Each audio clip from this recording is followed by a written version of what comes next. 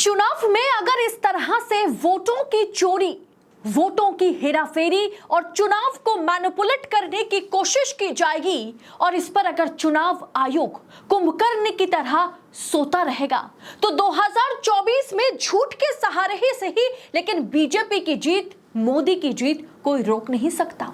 मामला बहुत गंभीर है क्योंकि सवाल चुनाव के नाम पर की जा रही तानाशाही का है।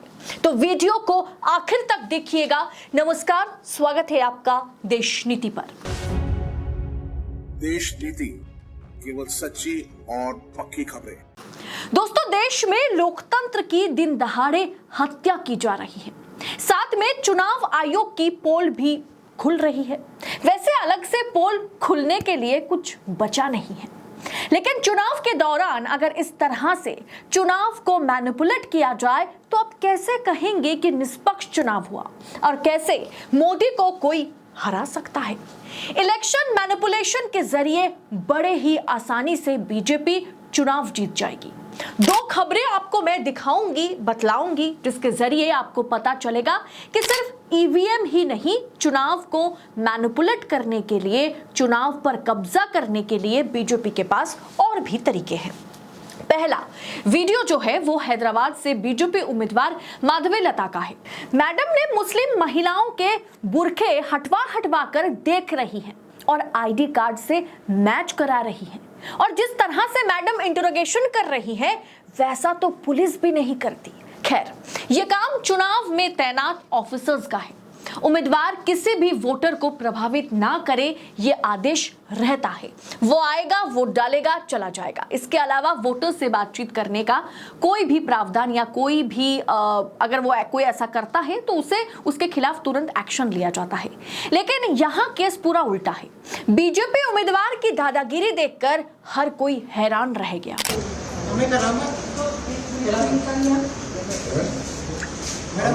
ये तो 38 है, आप 38 की कहाँ है? उठाइए आप।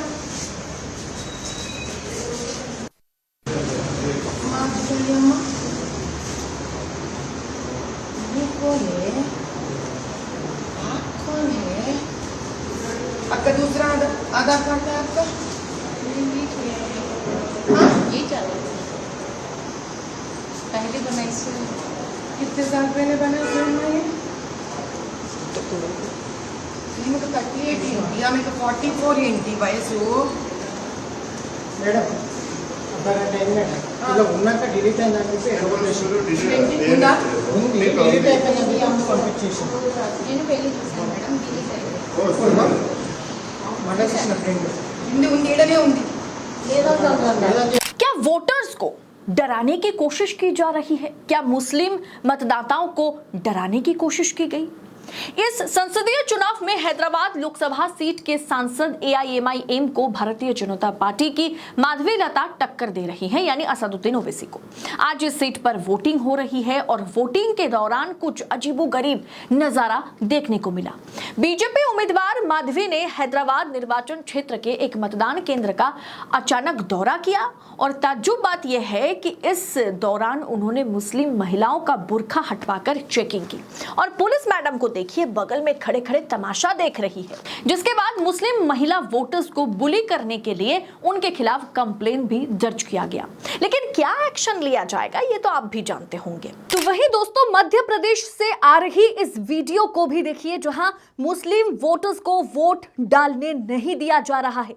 मध्य प्रदेश पुलिस भी यहां पर बिन बोले तमाशा देख रही है। हमारी माँ बहनें बाहर खड़ी हुई हैं, उनका जिम्मेदारी कौन लेगा?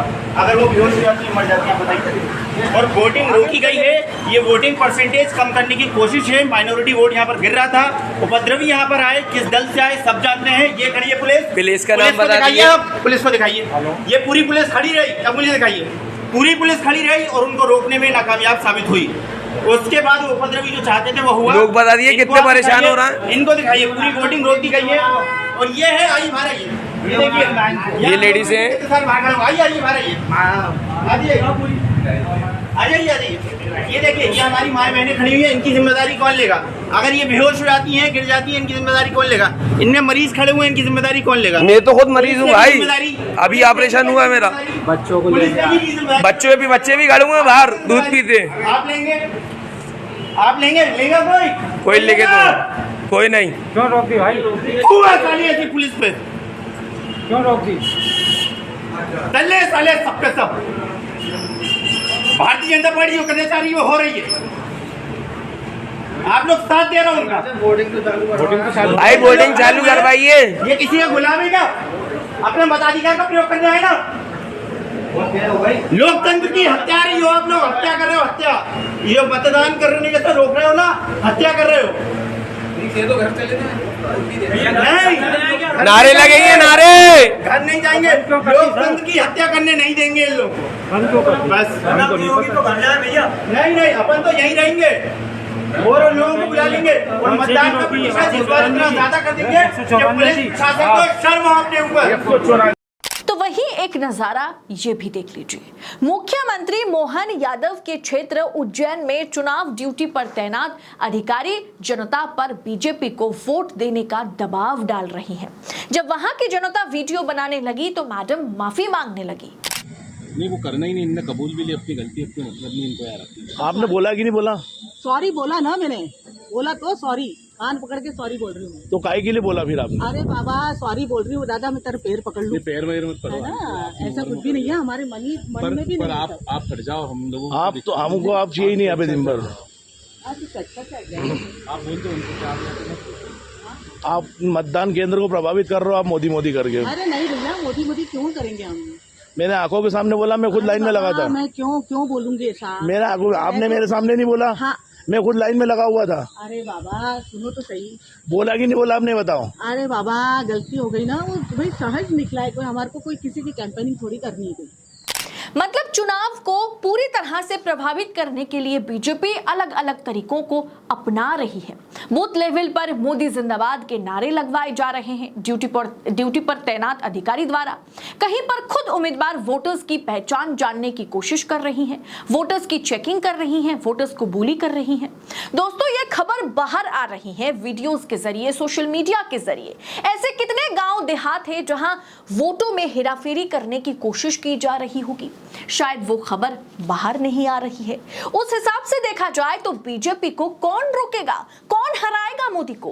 कहीं पर वोटर्स को पैसा खिलाया जा रहा है बीजेपी को वोट करने के लिए, कहीं पर बटन कोई सा भी दबाव पर्ची कमल की निकल रही है, कहीं पर चुनाव में तैनात ड्यूटी अधिकारी मोदी के नारे लगवा रहे हैं, कहीं उम्मीदवार खुद चुनाव अधिकारी बनते फिर रहे हैं।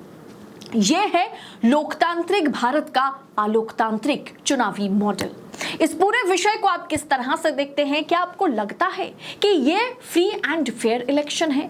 क्या आपको लगता है कि भारतीय जनता पार्टी, नरेंद्र मोदी या अमित शाह वो चुनावी संकल्प के साथ चुनावी मैदान में है, या बस कैसे भी करके चुनाव को मैनिपुलेट करके, चुनाव पर कब्जा करके, चुनावी प्रक्रिया को प्रभावित करके वो 2024 का सत्ता जीतने पर उतारू है? 2024 को इसी तरह से वो जीतना चाहते हैं।